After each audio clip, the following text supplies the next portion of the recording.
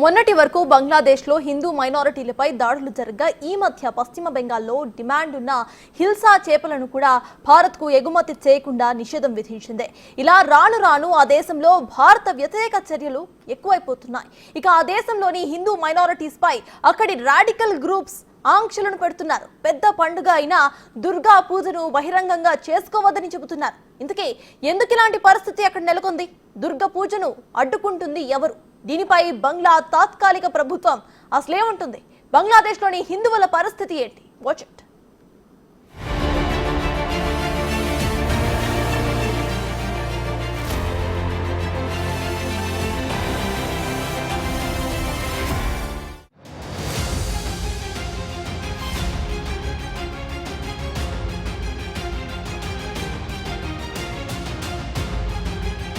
బంగ్లాదేశ్లోని minority Hindu సమాజం తీవ్ర ఇబ్బందులను ఎదుర్కొంటోంది. హిందువులపై దాడులతో మొదలైన ఇటీవలి వివక్ష తర్వాత చేపల ఎగుమతి, ఆ తర్వాత నమాజ్ సమయంలో దుర్గా పూజల నిషేధం వరకు చాలా దూరం వచ్చేసింది.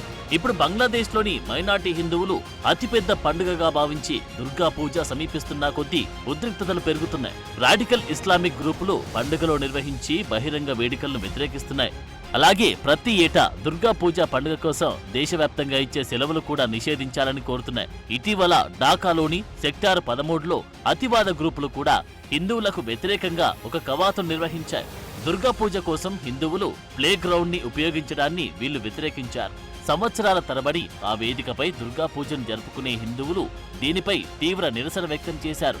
ఇప్పుడు బంగ్లాదేశ్ వ్యాప్తంగా వివక్షకు వ్యతిరేకంగా హిందువులు పోరాడాల్సిన పరిస్థితి వచ్చింది. ఇన్సాఫ్ కీమ్కారీ ఛత్ర జనతా అనే సంస్థ బంగ్లాలో ప్లకార్డులు పట్టుకొని దుర్గా పూజకు వ్యతిరేకంగా నిరసన చేపట్టింది. దుర్గా పూజ పేరుతో రోడ్లు మూసివేస్తున్నారని, కాబట్టి బహిరంగంగా ఎక్కడ పూజలు చేయకూడదని డిమాండ్ చేస్తున్నారు. అలాగే విగ్రహాల నిమజ్జనం తర్వాత నీటి కాలుష్యం జరుగుతుందని, కాబట్టి విగ్రహాలకు పూజలు చేయకూడదు, నిమజ్జనం చేయకూడదని ఛత్ర జనతా భారీ ఆందోళన కార్యక్రమాలు చేపట్టింది. ఈ సందర్భంగా 16 పాయింట్ల డిమాండ్ను కూడా సమర్పించింది.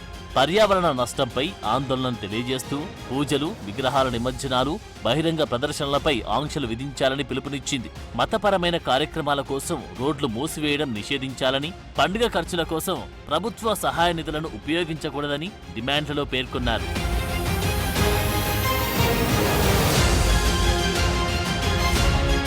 ఇక బంగ్లాదేశ్ జనాభాలో హిందువులు 2% కంటే తక్కువగా ఉండడం వల్ల దుర్గా పూజ కార్యక్రమాలు ముస్లిం మైనార్టీ జీవితాలకు అంతరాయం కలిగించే విధంగా ఉన్నాయని, కాబట్టి ప్రభుత్వ సెలవు దినాలను నిషేధించాలని ఇన్సాఫ్ కీమ్కారీ ఛత్ర జనతా వాదించింది. మతపరమైన కారణాలు చూపుతూ హిందూ పండుగలకు మద్దతివ్వడంలో భాగంగా ముస్లింలు ఎవరూ పాల్గొనకూడదని కూడా ఆ సంస్థ పిలుపునిచ్చింది. ఇక వారి డిమాండ్లో బంగ్లాదేశ్లోని అనేక ప్రత్యేక భూములను ఆక్రమించి నిర్మించిన దేవాలయాలు తొలగించడం కూడా ఉంది. అలాగే భారతదేశం బంగ్లాదేశ్కు జాతీయ శత్రువు కాబట్టి బంగ్లాదేశ్లోని హిందూ పౌరులు కూడా భారతదేశానికి వ్యతిరేకం కావడానికి అంగీకరించాలని డిమాండ్ చేశారు. ఈ కారణంగా భారతదేశానికి వ్యతిరేకంగా బ్యానర్లు, భారతదేశానికి వ్యతిరేకంగా నినాదాలు దేవాలయాల్లో ఉంచాలని కూడా డిమాండ్లో ఉంచారు. ఇక బంగ్లాదేశ్లో ఎదురైన ఈ పరిణామాలు అక్కడి హిందువులను తీవ్ర ఒత్తిడిలోకి నెడుతున్నాయి. వారికి అతిపెద్ద పండుగైన దుర్గా పూజ జరుపుకునేందుకు సిద్ధమవుతున్న హిందూ సమాజంలో తీవ్రమైన ఆందోళన పెంచుతున్నాయి. గత షేక్ హసీనా నేతృత్వంలోని ప్రభుత్వం కూలిపోయినప్పటి నుండి బంగ్లాదేశ్లో హిందూ సంఘంపై దాడులు మరింత ఎక్కువయ్యాయి. అయితే బంగ్లాదేశ్ తాత్కాలిక ప్రభుత్వ ప్రధాన సలహాదారు మహమ్మద్ యూనస్ నేతృత్వంలోని తాత్కాలిక ప్రభుత్వం మాత్రం ఆ దేశంలో హిందువులపై ఎలాంటి దాడులు జరగట్లేదని బుకాయిస్తోంది. హిందువుల భద్రతకు ప్రభుత్వం హామీ ఇస్తున్నట్లు తెలిపింది. అక్కడక్కడ పరిస్థితి ఉద్రిక్తంగా ఉన్నప్పటికీ హిందువులకు ఎలాంటి ఇబ్బంది లేకుండా చర్యలు తీసుకుంటున్నామని తెలిపింది. దీనికి తోడు హిందువులపై ఎలాంటి వివక్ష లేదని చెప్పడానికి ఇటీవల యూనస్ రాజధాని ఢాకాలోని ఢాకేశ్వరి దేవాలయాన్ని కూడా సందర్శించారు. అయినప్పటికీ కుల్నా వంటి జిల్లాలో ఆలయ విధ్వంసం, విగ్రహాల ధ్వంసం వంటి ఘటనలు జరుగుతున్న తరుణంలో కూడా యూనస్ ప్రభుత్వం నిమ్మకు నీరెత్తినట్లు వ్యవహరిస్తోంది.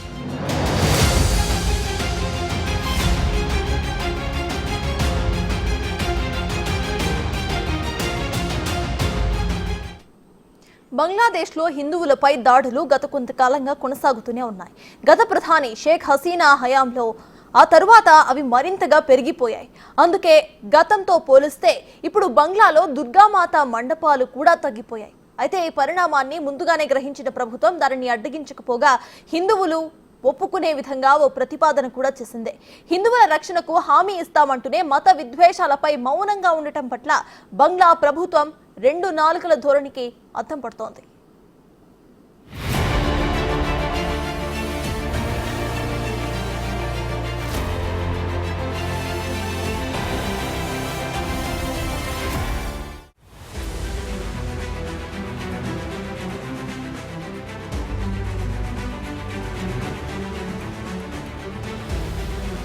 బంగ్లాదేశ్లో స్వాతంత్ర్య పోరాట యోధుల కుటుంబాలకిచ్చిన రిజర్వేషన్పై ఇటీవల గొడవలతో బంగ్లాదేశ్లో తీవ్రమైన హింస చెలరేగింది. దీంతో షేక్ హసీనా ప్రధాని పదవికి రాజీనామా చేసి భారతదేశానికి పారిపోయొచ్చే పరిస్థితులు ఎదురయ్యాయి. హసీనా అవామీ లీగ్ ప్రభుత్వం పడిపోయిన తరువాత హిందువులపై దాడులు మరింతగా పెరిగాయి. హిందూ వ్యతిరేక శక్తులు ఆలయాలను ధ్వంసం చేశారు. హిందూ వ్యాపారులను హింసకు గురి చేశారు. అయితే కొత్తగా ఏర్పడిన యూనిస్ నేతృత్వంలోని ప్రభుత్వం కలిగించుకున్న తరువాత ఇప్పుడిప్పుడే పరిస్థితి చక్కబడుతోందని అనుకున్న తరుణంలో ఇప్పుడు సమస్యలు మరింత తీవ్రమవుతున్నట్లే కనిపిస్తోంది.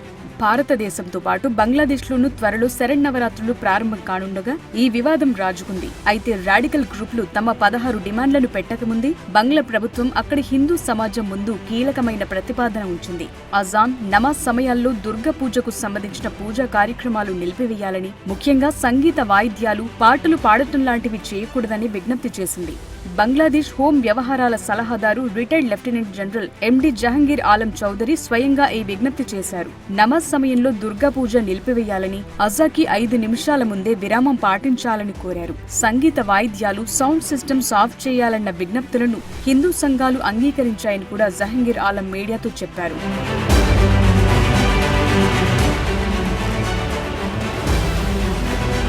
నిజానికి దుర్గా పూజ అంటే బంగ్లాదేశ్లో హిందువులకు అతి పెద్ద పండుగ. ఈ ఏడాది బంగ్లా వ్యాప్తంగా 32,666 పూజా మండపాలను ఏర్పాటు చేయనున్నట్లు జహంగీర్ ఆలం తెలిపారు. వీటిలో 157 మండపాలు ఢాకా సౌత్ సిటీలో, 88 నార్త్ సిటీ కార్పొరేషన్లో ఉంటాయని ఢాకా ట్రిబ్యూన్ వెల్లడించింది. గతేడాదితో పోలిస్తే ఈ ఏడాది ఏర్పాటు చేస్తున్న దుర్గా మండపాల సంఖ్య ఎక్కువగానే కనిపిస్తోంది. 2023లో మండపాల సంఖ్య 33,431 కాగా 2024లో వాటి సంఖ్య తగ్గినట్లు తెలుస్తోంది. ఇక ఈ ఏడాది శరన్నవరాత్రులు అక్టోబర్ 3న ప్రారంభమై 9 రోజుల పాటు సాగుతాయి. ఈ 9 రోజులు 9 అవతారాలను పూజించిన తరువాత అక్టోబర్ 12తో నవరాత్రులు ముగుస్తాయి. అయితే బంగ్లాదేశ్ వ్యాప్తంగా ప్రస్తుతం నెలకొన్న ఉద్రిక్త పరిస్థితుల మధ్య ఈ 9 రాత్రులు ఎలా గడుస్తాయో అనే భయాందోళనలు బంగ్లా హిందువులు ఉన్నట్లు తెలుస్తోంది. అయితే విగ్రహాల తయారీ మొదలు దసరా నవరాత్రులు పూర్తయ్యే వరకు ఎలాంటి అవాంఛనీయ ఘటనలు జరగకుండా పూర్తి స్థాయిలో భద్రత కల్పిస్తామని కూడా జహంగీర్ ఆలం చౌదరి వెల్లడించారు. పూజా మండపాల వద్ద 24 గంటల భద్రతపై అధికారులతో చర్చించినట్లు చెప్పారు. సంఘ విద్రోహ శక్తులను అరికట్టి తీరుతామని జహంగీర్ ఆలం చౌదరి హామీ ఇచ్చారు. అయితే ప్రస్తుత పరిస్థితిపై బంగ్లాదేశ్ తాత్కాలిక ప్రభుత్వ చీఫ్ మహ్మద్ యూనస్ కూడా స్పందించారు. బంగ్లాదేశ్ మత సామరస్యమున్న దేశమని, మత సామరస్యాన్ని ధ్వంసం చేసే ఏ చర్యను కూడా ప్రోత్సహించమని, ఇది కాదని చట్టాన్ని ఎవరు చేతుల్లోకి తీసుకోవద్దని ప్రజలకు విజ్ఞప్తి చేశారు. ఎవరైనా అల్లర్లకు కారణమైతే వారికి కఠిన శిక్ష తప్పదని హెచ్చరించారు.